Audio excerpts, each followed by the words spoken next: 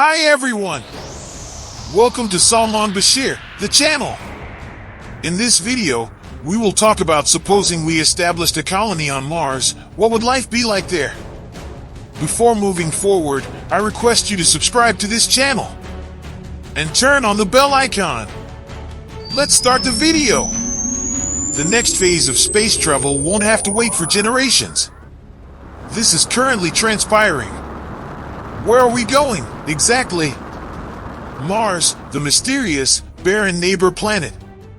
Just try to picture yourself making a fresh start on that little red dot located over 265 million kilometers away.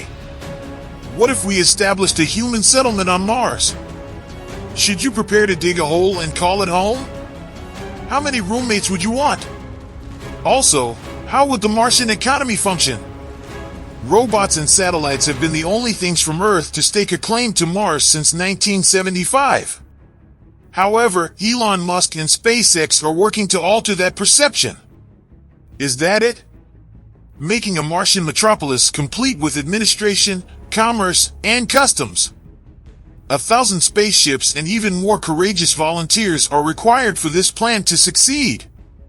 Living on Mars might potentially alter our ability to adapt to depleting resources on Earth by forcing us to become accustomed to existing under lower gravity, with fewer people and with fewer resources.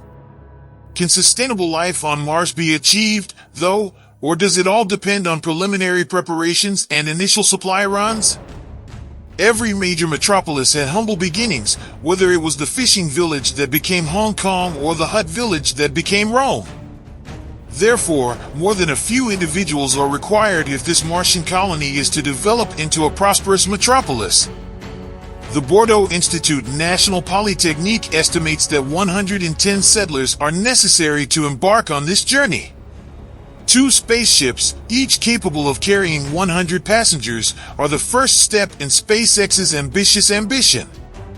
Just enough explorers to make it possible to expand your city's habitats and research sites without endangering your resources. The experiment will be deemed a failure if supplies of food are depleted at this point. To become self-sufficient without yearly resupply from Earth is the greatest difficulty facing this metropolis. Due to the egg shape of Mars' orbit, 1 Martian year equals 687 Earth days. If we wanted to minimize the amount of time spent in transit, we would have to wait for the Earth and Mars to align once every 2 years. Those supplies have been in space for almost 8 months, and there is still a danger of them being destroyed upon the rocket's landing. Landing on Mars would be risky because the planet has only 3/8 the gravity of Earth. Not to mention the airborne dust, which is a serious health hazard. The dust on the moon was already a problem, causing irritation to the eyes and malfunctions in the spaceship's machinery. However, because each Martian dust particle is so highly oxidized and electrically charged, stirring it up could be even more dangerous. The fact that you arrived on Mars without incident is cause for celebration. Cool! What are you planning to consume right now? If you ate food grown on the chlorinated soils of Mars, it could harm your thyroid gland. This rules out agricultural pursuits. At least they're cultivating outside. First things first, you'll need to secure shelter from Mars's severe climate before you can worry about food. Mars has a hazardous atmosphere since it is composed of carbon dioxide.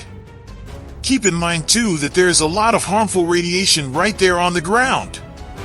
You can't live in an uncontrolled environment when there's increased radiation and no oxygen to breathe. Those rocks beneath your feet will provide all the defense you need, thankfully.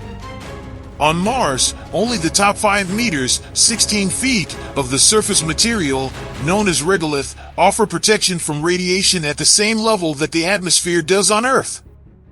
Using robots and 3D printers, this material would be converted into cement and used to build multi-level walls. The purpose of this material is to act as an armor. And what's the deal with what's inside? Everything you need under one roof, from laboratories to living quarters to home comforts. These interconnected domes would protect you from the potentially months-long dust storms outside. Some firms on Earth have manufactured 3D printed homes with an area of about 75 square meters, 800 square feet, in a single day for as little as $4,000. Elon Musk estimates that it could take as long as 10 years to set up a colony, even with modern technology. However, this is when your sleepy Martian town would expand into the first human metropolis located outside of Earth. Because no drilling or fracking is taking place on Mars, the planet's electrical infrastructure can be built from the ground up to be environmentally friendly. We would install solar panels to generate power and burn natural gas such as methane to power our vehicles. No matter how many people end up calling Mars home, we may be able to keep our environmental impact to a minimum to begin with. You must immediately devise a plan to provide sustenance for these many people. Muscle mass could potentially diminish due to Mars' low gravity. More protein in your diet is essential for maintaining good health. Approximately 110 cooked chicken breasts and 660 carrots will be required daily. Feeding your city's population wouldn't be a problem if one of these domes housed an indoor farm. Also, you'd have access to the best possible manure in terms of nutrients. This manure could be utilized in greenhouses as a year-round source of fertilizer for your plants. The question is, how would you water such fields? Exactly how would you go about obtaining water?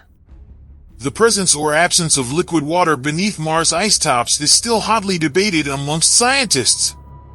However, if such a source did exist, the colonists may use it for irrigation purposes after filtering the water. If gravity were reduced, water would remain closer to the surface, reducing the amount of water required to keep plants alive. With just twice-yearly shipments of supplies, having access to fresh spring water would drastically alter city life on Mars. Having the government distribute and monitor the water supply and use scientists to oversee the filtration needs is a huge step in the right direction. The city's infrastructure is complete, and there are employment available for residents. So, how much do you think your time is worth monetarily? It's unclear how you'd be able to pay for goods and services. Money is too heavy to transport in space.